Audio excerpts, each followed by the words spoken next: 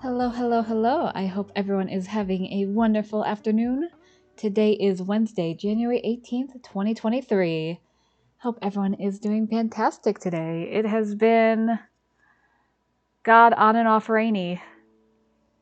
This great. I wish it was like at this point I just wish there was like snow on the ground because I'm so tired of looking outside and just seeing gray skies, you know?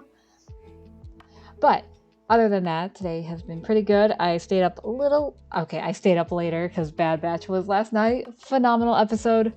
Did I like it as much as episode 3? Not really, but episode 3 is gonna be extremely hard to top. It's like my favorite episode ever. But still a really, really good episode last night. I was so excited for it. I was all for it. No, you're gonna get no spoilers from me. But anyway, on to what we're gonna be doing today. I know I'm technically in the Warframe category, but I think we'll be fine because I'll be basically, if you've been following my Twitter, I've been talking about like, oh, doing this like new war rewrite.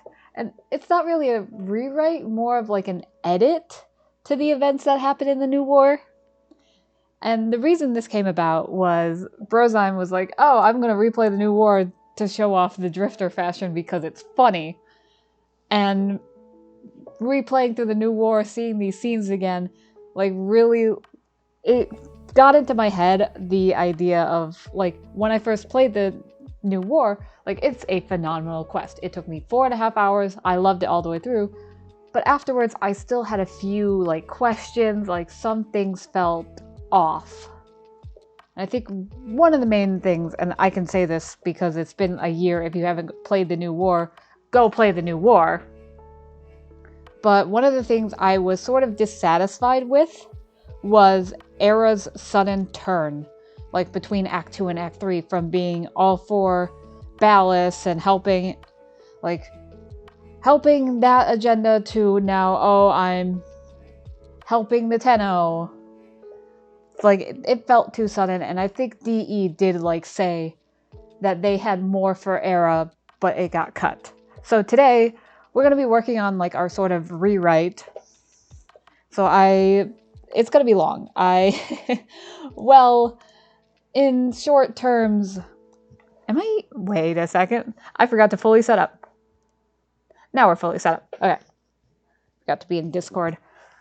But in short words, for my rewrite, like most of the scenes that I want to like add or like add to, put in to like make the story make more sense, I have to summarize the entire quest. So I'm not just like, basically I have to summarize the entire quest and then I'm like in between I add the scenes that I want to have. Essentially, it's weird, but I promise it makes sense. But like I'm currently writing the summary. So like I got through Act 1 and I'm currently starting Act 2. So let me transfer over to what I'm writing. Let me change the music. Why am I gone? Hello. There he is. Let me put some Warframe music on. Why not?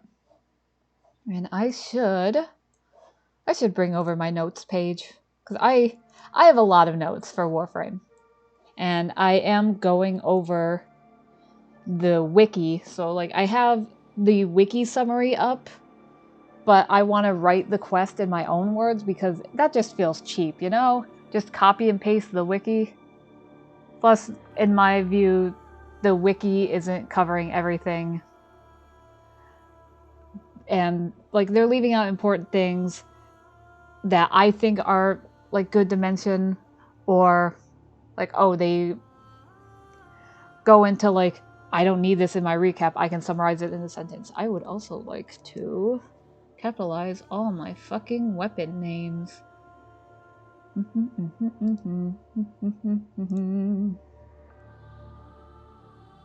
Where I know Teshin, there it is. So this is basically what I was working on last night. It is Act 1 alone is over 1,000 words, or it's exactly 1,000. Let me check. Yeah, exactly 1,000. So Act 1, the new war begins, everything that happens, and I do have like intervening thoughts. So these things are just my little thoughts, essentially. Yeah, Act 2, the Rise of Narmer, is what I'm working on. Because I think the new war is sort of interesting in that technically it is 3 acts, but you could also break it down into like 4. It's weird like that. So I can go over what I have so far. And then this is just my notes of why don't you have the extension open? Ugh, I'm gonna have to refresh.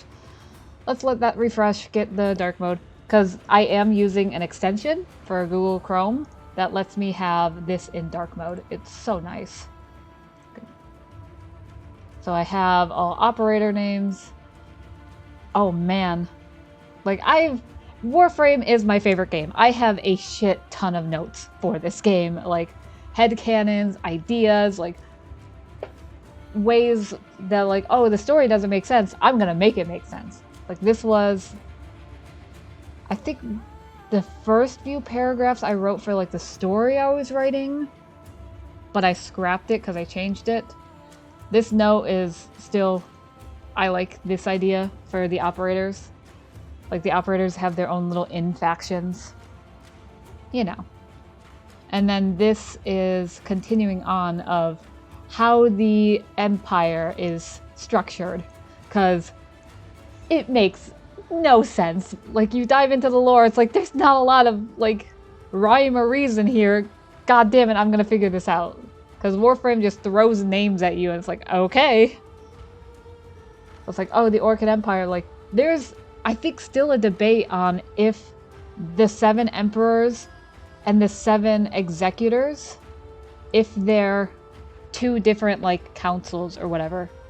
Like, are there emperors or are there just the executors? Like, in my mind, they're different. Or from what I've seen. Yeah, so the emperors, the executors. So basically I had to like figure out like, okay, emperors, executors, Orokin, what the Kuva does. Yeah, the Orokin would not be considered a higher class as they did not have classes and factions to preside over. The Altum Mortalis, this is Latin for like the higher humans. So it's divided into several distinct classes based on their work and contributions. So this was on the wiki of like, oh, the Archimedeans. Yeah, the Archimedeans and others. We'll get into that. But like, I had to come up with like, are all these like factions and classes, like, are they the same? Are they like in terms of rank? So just coming up with that info of like, okay, let's make this make sense. And I hope that I was able to do that. Like, I think I did. Of, oh, that each division is equally important, but like it's a pile of Kawaka shit. Yeah, Empire that champions their technological discoveries. One class in particular will stand taller than the others, the Archimedeans. Yeah, they work directly under Orcan scientists and assist research. Very rarely they can ascend to Orcan through their contributions. Yeah, the Archimedeans who served under Albrecht and Trotty were invited. So just like throwing in like extra flavor in the lore. So like, basically, big disclaimer, none of like this is like canon to the game or canon to the lore at all. Like, we don't know the specifics, essentially. So this is just my ideas to make sense of this lore. Yeah, Archimedeans. Yeah, Lorists, which were like healers. Enginists. Like, there's, I think, like 2 lines on what the Enginists were. So I had to... And then the Sectaris, we don't know what the fuck is. Literally, the Sectaris on the wiki, literally it's just one character, like, has that rank. It's like, okay, he has a rank. What does this mean? Like, fuck. So I literally just made up, like, okay, what does he do in the story? Because I think it's a Samaris scan fragment. One of those lore fragments that you get from Cephalon Samaris. So I just decided, fuck it.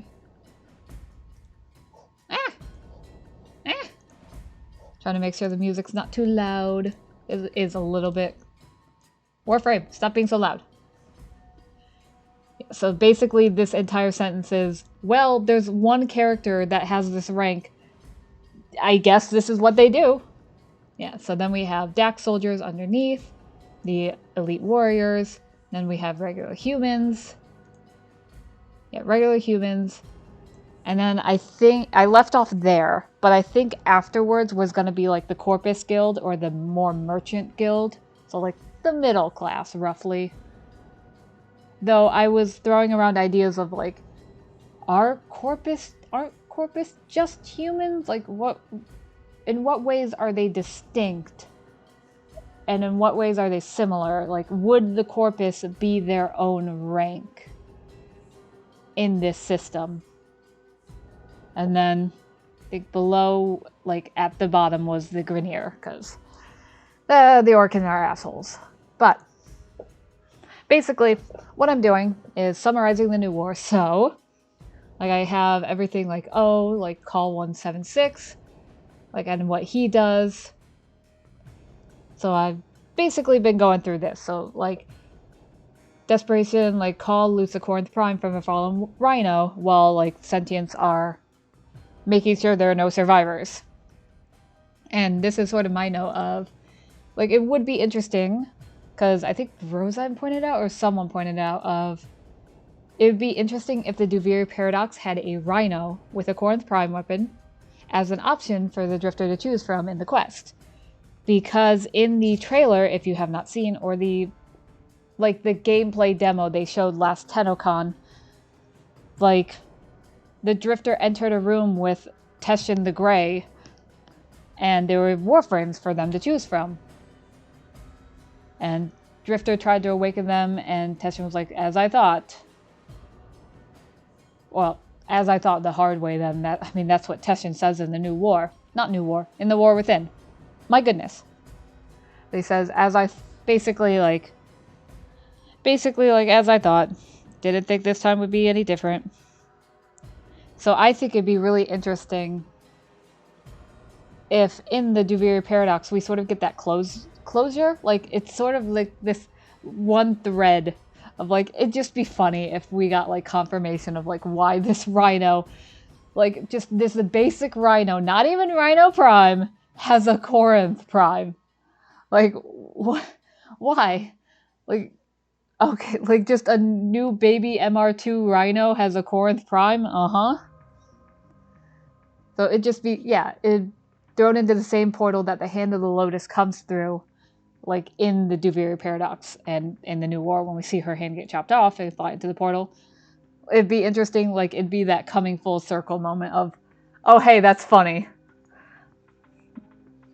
Yeah, so he reaches the Chondrix, and then we cut to Viso.